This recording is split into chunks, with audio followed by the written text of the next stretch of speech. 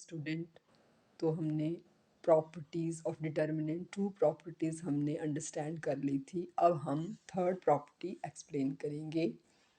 सो इसमें क्या है, इफ़ एनी टू रोज़, अगर कोई दो रोज़ या दो columns of a determinant are identical, वो एक जैसे हों, means all corresponding elements are same, then the value of determinant क्या होती है, ज़ीरो।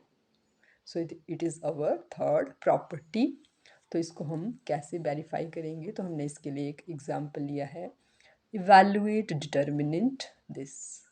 अब इसको पहले हम ये ऑब्ज़र्व करेंगे कि इसमें रोज़ या कॉलम आइडेंटिकल तो नहीं है। तो जैसे ये फर्स्ट रो देखिए, इसके एलिमेंट्स हैं 3, 2 एंड 3। सेकंड के डिफरेंट हैं फर्स्ट रो से के एलिमेंट से, और थर्ड रो के एलिमेंट आप देखेंगे ये फर्स्ट रो के जैसे हैं, means these two are identical, corresponding elements are same. So इसका अगर हम डिटर्मिनेंट फाइंड आउट करें, तो जैसे मैंने इसको एक्सपेंड किया है अलॉन्ग फर्स्ट रो, तो हमारा डिटर्मिनेंट की वैल्यू क्या आ रही है, तो पहले आपका फर्स्ट रो का फर्स्ट एलिमेंट है 3 है, वहाँ से इसको एक्सपेंड किया, इसकी वैल्यू ये आई, फिर 2, फिर 3। ओके, तो ये वैल्यू जब हमने फाइंड आउट की ऐसे सॉल्व करके, तो हमारे पास ये आ रही है हमारी वैल्यू 0। सो हमने क्या ऑब्ज़र्व किया कि इस डिटर्मिनेंट टू रोज जो थी आइडेंटिकल थी, तो डिटर्मिनेंट की वैल्यू क्या आई, 0। So it is our property 3। Now property 4, if each element of a row, किसी भी रो के अगर हर एक एलिमेंट या किसी कॉलम के ईच एलिमेंट को of determinant is multiplied by constant K, उसको हम के से मल्टीप्लाई करें, then its value gets multiplied by K. तो उस डिटर्मिनेंट की वैल्यू किससे मल्टीप्लाई हो जाती है, के से।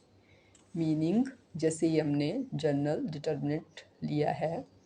नाउ अगर हम एक नया डिटर्मिनेंट यहाँ से फाइंड आउट करें कैसे, तो आपने किसी जैसे फर्स्ट रो के एलिमेंट्स, ईच एलिमेंट को हमने के से मल्टीप्लाई कर दिया, तो इसकी जो वैल्यू आएगी दैट इज़ इक्वल टू, अब ये जो मल्टीपल है वो आपका बाहर ले लेंगे हम के, और जो रिमेनिंग डिटर्मिनेंट बचेगा उसकी वैल्यू सेम वही है जो हमारा गिवन डिटर्मिनेंट था। तो अगर ऐसा डिटर्मिनेंट है जिसमें कोई एक रो या कोई एक कॉलम किसी एक कांस्टेंट से मल्टीप्लाई हैं या उसके मल्टीपल हैं, तो उसको हम बाहर ले सकते हैं। ठीक है, so this is our property 4, that is if each element of a row और column of a determinant is multiplied by constant K, then its value gets multiplied by K. That is जो नया determinant आएगा उसकी value क्या होगी, K into determinant value of original determinant. Okay, तो ये आप इसको ऐसे भी लिख सकते हैं कि ये आपका डिटर्मिनेंट है, जो कोई गिवन डिटर्मिनेंट है उसमें से आपने देखेंगे कि कोई रो या कोई कॉलम किसी एक स्केलर का मल्टीपल तो नहीं है, तो उसकी वैल्यू हम डायरेक्ट कैसे लिख सकते हैं, इस स्केलर को आप जो सेम है तीनों एलिमेंट्स के लिए उसको हम बाहर ले सकते हैं, और अंदर जो है वो जो रिमेनिंग डिटर्मिनेंट बचेगा उसकी वैल्यू आप फाइंड आउट कर सकते हैं एक्सपैंड करके। Okay, so this is our property 4। इस प्रॉपर्टी को मैंने एक एग्ज़ाम्पल लेके फिर से सॉल्व किया है। सो जैसे हमें इसकी डिटर्मिनेंट की वैल्यू फाइंड आउट करनी है, तो हम क्या देख रहे हैं, जो आपकी फर्स्ट रो है that is a multiple of 6, because 17 6 जा 102, 6 3 जा 18 एंड 6 6 जा 36। तो इसमें से आपका क्या कांस्टेंट ले लेंगे हम बाहर, 6। सो 6 आप बाहर ले लेंगे, और फिर ये डिटर्मिनेंट किसका रहेगा, तो ये आपका बचा फिर 17 3, मतलब थोड़ा सिंपल हो गया। ओके, पहले इसमें बड़ी वैल्यूज़ थी, तो आपने ये देखना है कि किसी एक स्केलर का ये मल्टीपल तो नहीं है। ठीक है, अगर रहते हैं तो फिर इसको सॉल्व करना थोड़ा और आसान हो जाता है। तो ये आप देखेंगे। अब इसमें देखिए, ये देखिए first row and third row क्या है, आइडेंटिकल। और जब भी किसी डिटर्मिनेंट में कोई रो, टू रोज आपके आइडेंटिकल हों तो उसकी वैल्यू क्या होती है, डायरेक्ट ज़ीरो। तो इसका आंसर क्या आ गया, ज़ीरो। मतलब इसको हमें एक्सपेंड करनी भी ज़रूरत नहीं रही, तो इसमें हम प्रॉपर्टी का यूज़ कर रहे हैं। ठीक है, तो इस तरह जो है सॉल्व करना और आसान हो जाता है using properties of determinant. Now our fifth property is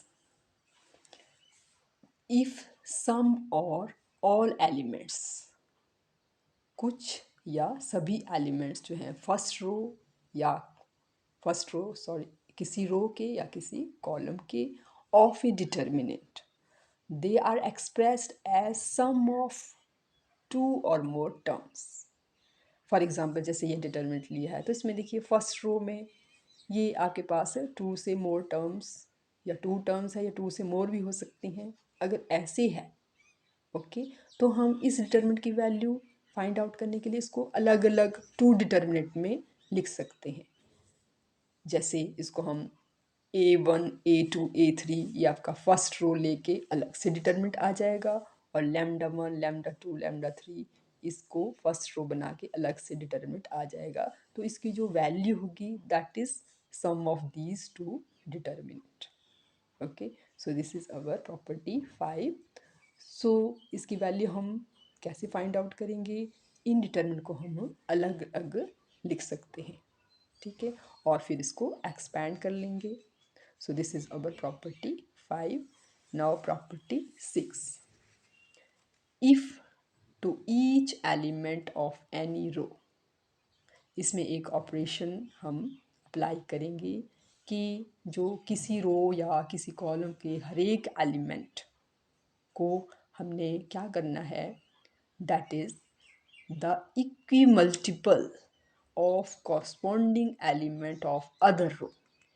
कोई दूसरी, अगर हम रो ले रहे हैं तो कोई दूसरी रो लेंगे और उसके हर एक एलिमेंट को अगर किसी स्केलर से मल्टीप्लाई करके फर्स्ट रो के कॉरस्पॉन्डिंग एलिमेंट में ऐड कर दें, ठीक है, then the value of determinant remains the same. तो उस डिटर्मिनेंट की वैल्यू वही रहती है, उसमें कोई चेंज नहीं आती है। That is the value of determinant remains same if we apply the operation.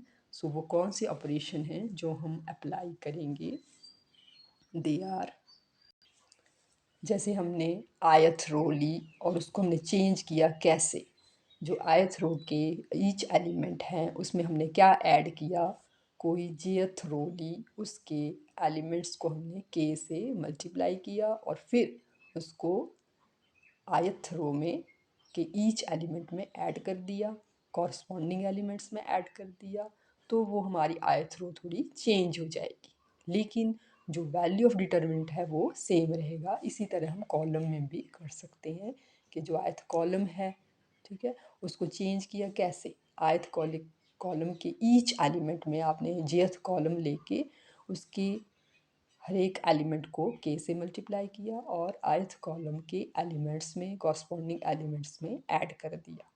तो हमने चेंज एक ऑपरेशन किया लेकिन वैल्यू रिमेन सेम। तो इसको कैसे वेरिफिकेशन की, हमने एक जनरल डिटर्मिनेंट लिया। ओके, अब इसमें एक हमने नया डिटर्मिनेंट हमने फाइंड आउट किया, ऑब्टेन्ड किया कैसे, हमने रो 1 के ईच एलिमेंट को चेंज किया कैसे, आपने जो आपकी थर्ड रो है उसको के से मल्टीप्लाई किया, यानी यहाँ पे बनेगा KC1 KC2 KC3 और वो ऐड कर दिया each element corresponding element of row 1। मतलब जो यहाँ पे KC1 किया वो आपने A1 में ऐड करना है, KC2 A2 में ऐड करना है, KC3 A3 में ऐड करना है। तो हमारी रो 1 चेंज हो गई, तो ये आई हमारी नई रो। लेकिन ये जो हमने चेंज किया तो इसकी जो वैल्यू आएगी, डेल्टा 1 की वैल्यू आएगी वो सेम रहेगी जो डेल्टा की थी, इससे कोई ज़्यादा जो वैल्यू में कोई चेंज नहीं आएगा, सेम रहेगी। लेकिन इससे हमें डिटर्मिनेंट की वैल्यू फाइंड आउट करने में आसानी रहेगी, तब हम ऑपरेशंस अप्लाई करते हैं।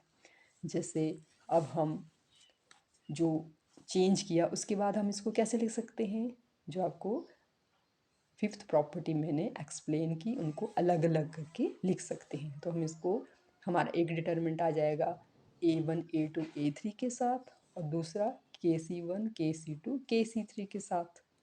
ओके, नाउ अब ये तो आपका ओरिजिनल डिटर्मिनेंट है, और इसकी वैल्यू कैसे आएगी? अब इसमें हम प्रॉपर्टी, ये हमने अलग अलग किया प्रॉपर्टी 5 यूज़ करके। ओके, अब ये देखिए ये के मल्टीपल है, तो हम के को आप डिटर्मिनेंट के बाहर लिख सकते हैं। तो इसमें कौन सी प्रॉपर्टी यूज़ हुई? इसमें आप प्रॉपर्टी 4 यूज़ किया आपने, ठीक है। नाउ अब ये तो आपका ओरिजिनल डिटर्मिनेंट है, उसकी वैल्यू डेल्टा है। ओके, गिवन डिटर्मिनेंट है। लेकिन ये देखिए इसमें आपकी 2 रोज़ आइडेंटिकल आ गई, और अगर 2 रोज़ आइडेंटिकल हैं या 2 कॉलम्स आइडेंटिकल हों तो उस डिटर्मिनेंट की वैल्यू क्या होती है? 0। ठीक है, तो यूजिंग प्रॉपर्टी 3 है ये। ओके, तो यहाँ से इसकी वैल्यू क्या आ गई? ये 0 हो गया, तो दिस इज डेल्टा। तो नए डिटर्मिनेंट की वैल्यू आपकी सेम वही है जो आपकी गिवन डिटर्मिनेंट की वैल्यू थी, मतलब जो ऑपरेशन आपने अप्लाई किया उससे वैल्यू में चेंज नहीं आई। ठीक है, hence property 6 is verified. So this is all about properties of determinant. So इससे रिलेटेड क्वेश्चन हम नेक्स्ट वीडियो में अपलोड करेंगे। So thank you student, and I hope you clearly understand these properties. So any doubt, then comment. So kindly like, share and subscribe my channel. So thank you.